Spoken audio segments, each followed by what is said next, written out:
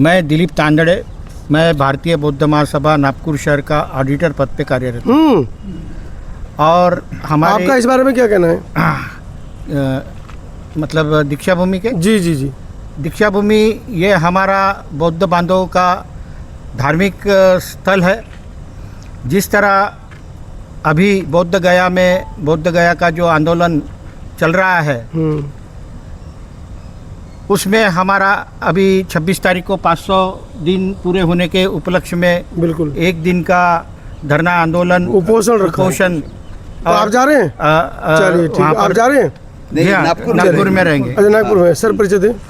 मैं प्राध्यापक रामभाऊ बागड़े,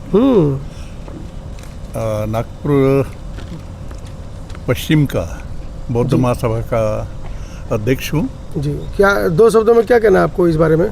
किस बारे में?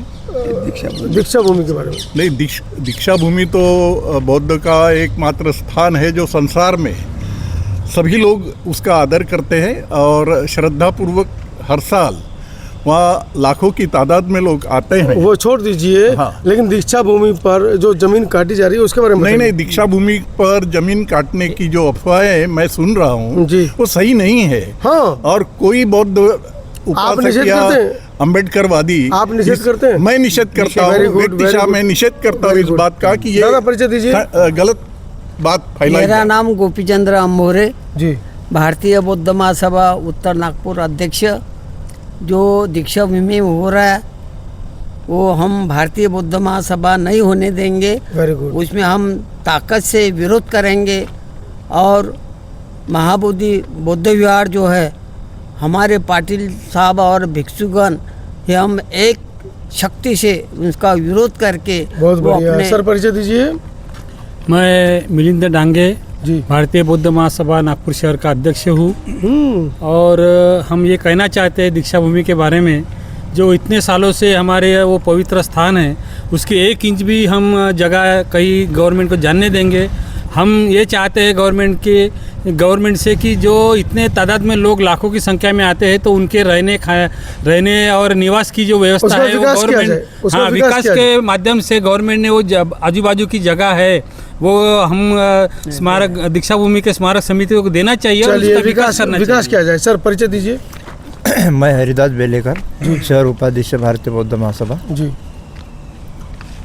दीक्षा भूमि, इस पूरे दीक्षा भूमि वाले मामले क्या कहना है? दीक्षा भूमि के बारे में जो भी हमारे साहब ने जो बताया है वो सही बात है। आप उससे सहमत हैं? हाँ, सहमत। सर परिचय दीजिए। मैं जासवंत पाटिल, मैं नागपुर शहर का पूर्व नागपुर का महासचिव हूँ। दीक्षा भूमि के बारे में जो अफवाहें जो चल रही है वो एक निरस्त अफवाह है, जो कि दीक्षा भूमि के वक्त में जो धम्म परिवर्तन जहाँ हो गया, धम्म क्रांति दिन जो बोलते हैं अपन 14 अक्टूबर को, वो भारी संख्या में 10 लाख के ऊपर पब्लिक आती है वहाँ रहने के लिए। जब आप बोल रहे हैं कि ये ग्राउंड जो है आक्वाई कर रहे हैं, एकदम झूठी बात है। जब उस वक्त 10 लाख के ऊपर जब पब्लिक आती है उस वक्त पूरा घेर लेते पूरे लोग। वहाँ रहने के लिए अगर जगह नहीं होती तो वहाँ हम रखते हैं। और हम तो उल्टी ये मांग कर रहे हैं, ये चौका मेला हॉस्टल जो है वो भी हमको चाहिए। इतने सारे लोग आते हैं इसलिए। चलिए कृषि भूमि की मांग कर रहे हैं। ये पूरी टीम भारतीय बौद्ध महासभा बाबा साहब ने जो बनाई थी। चलते चलते एक सवाल और पाटिल साहब से ले लेते हैं, क्योंकि उनके ऊपर बहुत बड़ी जिम्मेदारी है। पाटिल साहब, पूरे देश के अंदर जो बौद्ध स्तूप हैं ये बाबा साहब के मानने वालों के लिए जो कह सकते हैं कि हमारे लिए मतलब पूजनीय है, धरोहर है, देश की धरोहर है, उनके ऊपर धीरे धीरे मनवादी लोग आपके लोगों के माध्यम से ही कब्जा करवा रहे हैं। उस पर क्या कहना है? नहीं, अभी पूर्व में जितने आपको तो मालूम है कि देवानाम प्रिय सम्राट अशोक ने 84,000 स्तूप बनाए थे, सब पर ब्राह्मणों को कब्जा है। हाँ, तो जब यहाँ से बौद्ध धर्म जैसा लुप्त सा हो गया था तो वहाँ पर जो हिंदू संस्कृति वाले उन्होंने कब्जा किया है। अपना बुद्ध का विहार है लेकिन उन्होंने अपना मंदिर बनाया है, ऐसे बहुत सारे हैं। तो ये उन्होंने प्रयास ये बुद्ध गया के महाबोधि महाविहार के लिए भी किया था। बिल्कुल, लोगों को मालूम नहीं। लेकिन ये जो आंदोलन जैसे अनागारिक धम्मपाल जी ने शुरू की 1891 में, 1992 में अपने सुरेश ससाई जी ने किया।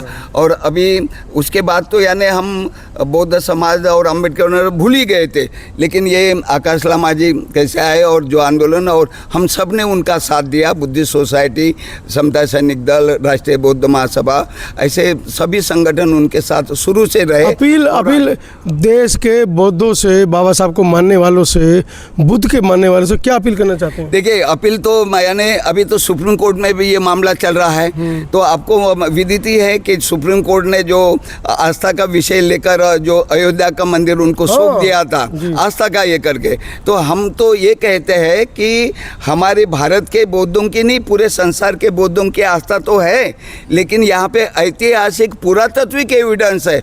कौन नकार सकता है कि सिद्धार्थ गौतम को वहाँ पे बोधि प्राप्त नहीं हुई? कौन नकार सकता है कि महाबोधि, और नाम भी बुद्ध गया है, उसके ही नाम से है, तो कौन नकार सकता है? सम्राट अशोक ने उसका निर्माण किया महाबोधि विहार का। तो ऐसे एविडेंस होने के बाद तो मैं समझता हूँ कि न्याय जो है हमारे पक्ष में आएगा। तो कोई बड़ी तारीख आप निर्धारित कर रहे हैं जिससे कि पूरे देश के अंतर्राष्ट्रीय स्तर पर बौद्धों को एकत्र किया जाए इस मामले पे? देखिए, वैसा ये जो मामला है ना, अभी ये भारत का ही नहीं रहा, ये उसका नहीं रहा, पूरे अंतर्राष्ट्रीय स्तर पे हो रहा। ये जो आप जैसे जो अपने यूट्यूबर है, वो बाकी पत्रकार की बात हो रही, लेकिन जो हमारा सोशल मीडिया है ये पूरे संसार में जा रहा। हम जो वहाँ पे जो बात होती है वो पूरे लाइव होती है, तो पूरे संसार के लोग इसमें समर्थन कर रहे हैं और जागरूक है उसके लिए कि भाई महाबोधि महाविहार ये गैर बौद्धों के से कैसा मुक्त हो जाए। बस हमारी इतनी तो मांग है ना, बीटी एक्ट 1949 निरस्त हो और वहाँ पे जो पूरा प्रबंधन जो है बौद्धों के हाथ में, कोई भी रहे बौद्ध ही हो और ताकि तभी यानी उसका उतना उत्थान हो सकता है, ये मेरा मानना है। नमो बुद्धाय, जय भीम। मेरा नाम Chandrabodhi Patil, trustee chairman the Buddhist society of India. आज रवि भवन में जो नागपुर शहर विदर्भ प्रदेश के समस्त पदाधिकारियों की संयुक्त बैठक यहाँ पे आयोजित की गई थी, जिसमें चर्चा होगी कि 13 और 14 तारीख को जो हमारी राष्ट्रीय कार्यकारिणी की बैठक नागलोक नागपुर में संपन्न हुई, उसमें जमा खर्चे का पूरा तफसील इसमें प्रस्तुत करना था।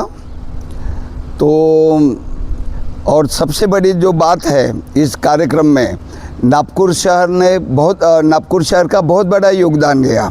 हमारे साथ मिलिंद डांगे जी जो नागपुर शहर के अध्यक्ष हैं, और विदर्भ प्रदेश के जो भी हम सबके अपने तांदड़े जी है, आपके बागड़े साहब हैं, हमारे अंभोरे जी है, मिलिंद डांगे जी है, हमारे बेलेकर जी हैं, हमारे जासुन पाटिल जी है और सोना गोते जी। तो ये हमारे नागपुर शहर के समस्त पदाधिकारी, और जो हमने जिम्मेवारी दी थी उनको ये करने की, तो लगभग हमारा तो अंदाज़ था कि 40-50 हज़ार रुपये उनसे मदद मिलेगी, लेकिन आज जो हिसाब में आया तो 94,000 उन्होंने कलेक्शन किया। तो ये बहुत बड़ी उनके ये हमारा लगभग 2.5 लाख रुपए का खर्चा हुआ उसमें। हाँ, 2.5 लाख रुपए का खर्चा हुआ, और उसी के बारे में ये चर्चा हुई थी। दूसरे जो इशू थे, कल जो उपवर्गीकरण का जो अपना प्रोसेसन निकल रहा है दीक्षा भूमि थे कलेक्टर ऑफिस, तो उसमें भी the Buddhist society of India के समस्त पदाधिकारी उसमें सम्मिलित रहेंगे। और तीसरा मुद्दा ये रहा, क्योंकि पिछले टाइम जो रवि भवन में जो बैठक हुई थी उसमें जो अमन कामले जी से लेकर प्रीतिम बुलकुंदे और वो जो स्मिता एडवोकेट स्मिता कामड़े ये भी आए थे, और हमने उनको समय दिया था। तो लगभग हमारे मीटिंग में से 1 घंटा तो उन्होंने अपनी बात कही, तो हम सब उनके साथ में हैं क्योंकि ये सबका विषय है। और दूसरा विषय था अपना महाबोधि महाविहार आंदोलन के संबंध में।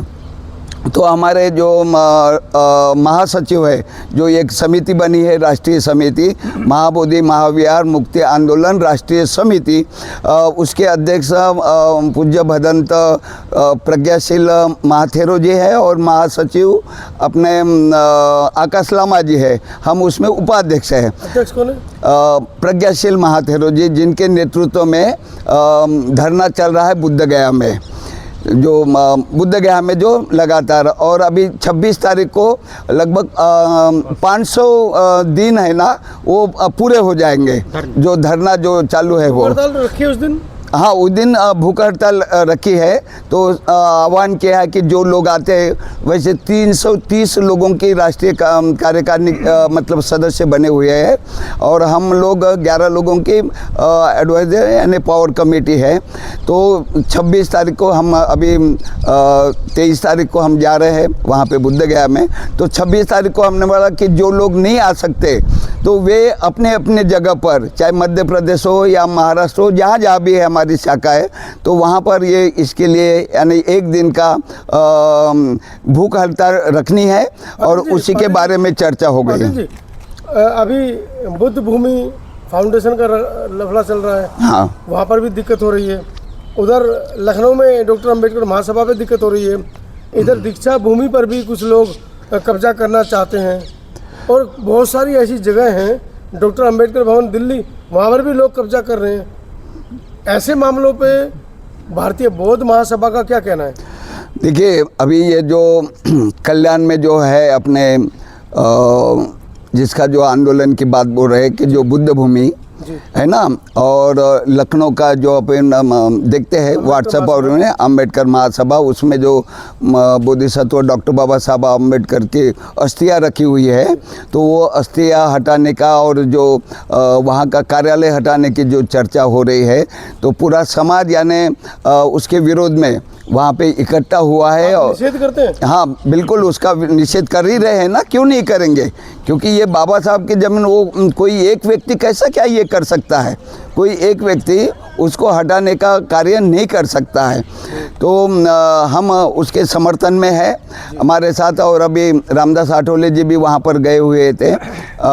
तो मैं समझता हूँ, और जो दीक्षा भूमि की जो बात की, दीक्षा भूमि का जो पार्किंग की जो बात हुई थी, ये शुरुआत तब से हुई है जब यानी शासन से, सामाजिक न्याय विभाग से जो अनुदान मिला है, और पार्किंग से शुरुआत तो लोगों में एक भ्रम फैलाया था कि ये मेट्रो के पार्किंग है करके, यानी लोगों में जो भ्रम फैला, जबकि वो नहीं था, वो प्लान में था।